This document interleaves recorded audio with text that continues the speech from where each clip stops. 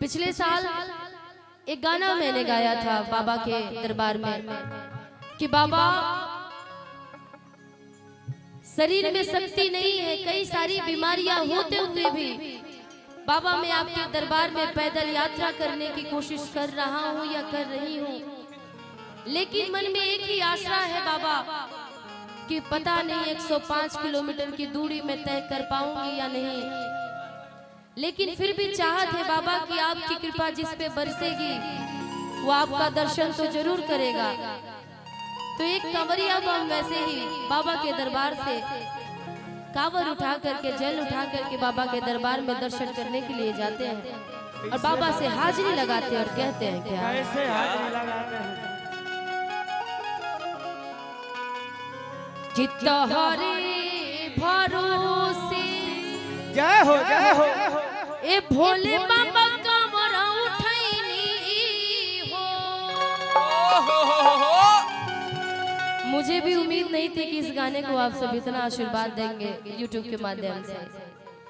ए भोले बाबा चला उठैनी हो।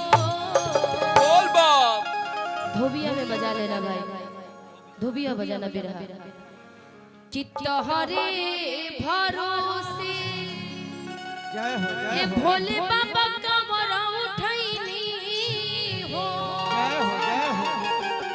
ए भोले बाबा जलवा उठैनी हो। जय हो। ए भोले बाबा आई सनतुती हो आशीर्वाद जिंदगिया मोर सवरियनु जई है। साक्षात भोले बाबा भी आ गए, साक्षात भोले बाबा बाबा भी आ एक बार दर्शन ताली बजा दीजिए आप लोग। गए। जोरदार ताली। चित्त हरे भरोसे भोले बाबा कमरा उठैनी हो। भोले बाबा कांवरा उठाईनी हो। भोले बाबा ताली बजा दीजिए हो। चित्त हरे भरोसे भोले बाबा कमरा उठैनी हो। ए भोले बाबा कमरा उठैनी हो।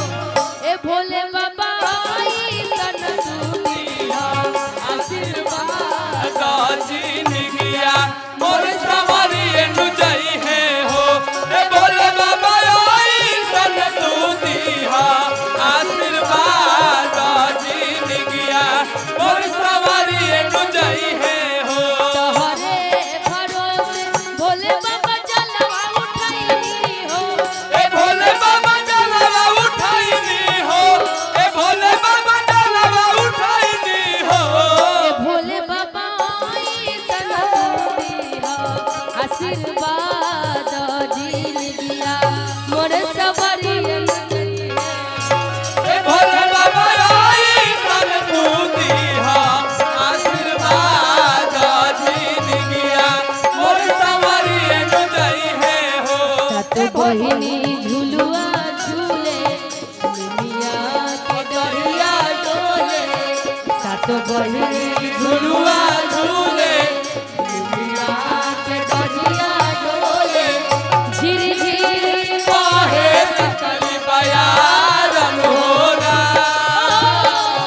झिरी झिरी बाहे शीतली बयारन होना। ए भोले बाबा आई सन तू दीहा आशीर्वाद जिंदगिया मोर सवारी नु जाई है हो। भोले बाबा आई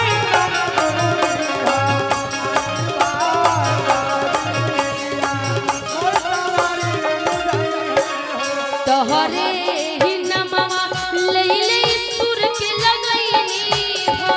ले सुर के लगाईनी हो। ले सुर के लगाईनी हो। आज बाबा के दरबार में जाते हुए एक ही नारा है क्या? बोल बम के नारा बा। बाबा एक सहारा बा। कहते कि जिसके गले में आवाज ना हो बोल बम भी कैसे बोल पाएगा। इसलिए बाबा की आशीर्वाद बहुत जरूरी है, क्योंकि तोहरे ही नमवा ले ले बोल बम बोलनी हो। ले बोल बाबा बोलनी हो। ए भोले बोल बाबा बोलनी हो। ए भोले बाबा आई सनतु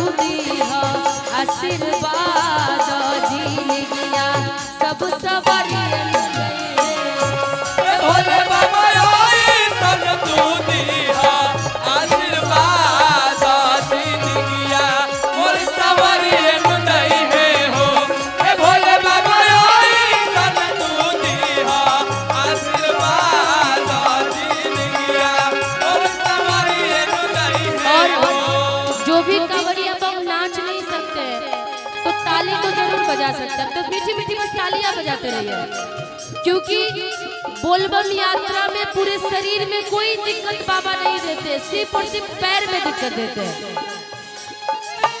पैर के ऊपर की जितनी अंगे सब ठीक है, तो ताली बजा ही सकते हैं। आप लोग बस जो बैठे हैं वो लोग ताली बजा लीजिए, झूमना चाहते हो झूम रहे हैं ताली बजाते हुए।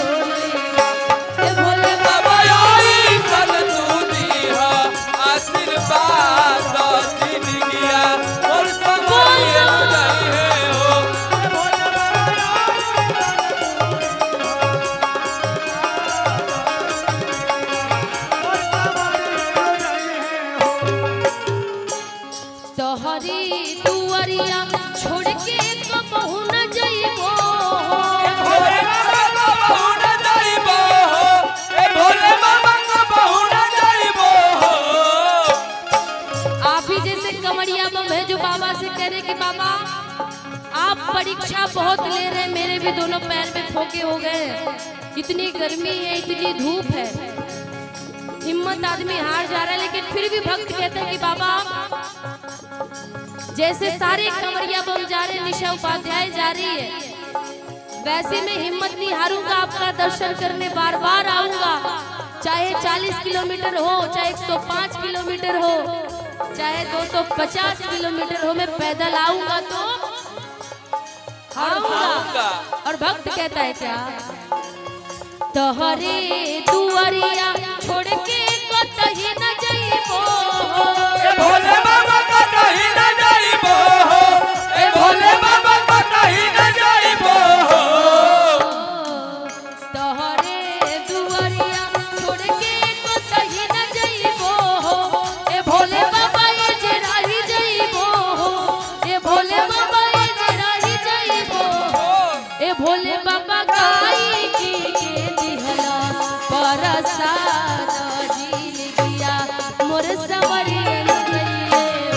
ए भोले बाबा गाई की के दिहला परसाद जील गया मोर सवरियन गइले हो। ए भोले बाबा गाई की के दिहला परसाद जील गया मोर सवरियन गइले हो। ए भोले बाबा गाई की के दिहला परसाद जील गया मोर सवरियन गइले हो। ए भोले बाबा गाई की के दिहला परसाद जील गया मोर सवरियन गइले हो। ए भोले बाबा गाई की के दिहला परसाद जील गया मोर सवरियन गइले हो। ए भोले बाबा सन तू दीहा आशीर्वाद जीन गया सबू के समरियन जई है।